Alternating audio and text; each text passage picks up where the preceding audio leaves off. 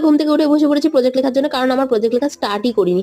তো যাই হোক, তারপর 10 পাতা মতন প্রজেক্ট লিখে দেন তারপর স্নান করতে চলে যায়। স্নান টান করে ঠাকুর করে চলে এসেছি পুজো দিতে। আর এই জিনিসটা দেখে তো আমি অবাক, মা জাস্ট এমনি এই তুলসী গাছের টবের মধ্যে না এই আখটাকে পুঁতে রেখেছিল, তার থেকে যে গাছ বেরিয়ে যাবে আমি আর মা কেউই জানতাম না। তো যাই হোক, ভালোই হয়েছে। এরপর আমাদের সন্ধ্যাবেলা আজকে একটা বার্থডে ইনভিটেশন ছিল, তাই জন্য আমি রেডি হচ্ছি। আর বাইরে এতটা পরিমাণে ঠান্ডা পড়েছে যে আমাকে দুটো সোয়েটার পরতে হয়েছিল, কারণ আমি এমনিতেই শীতকাতুরে মানুষ।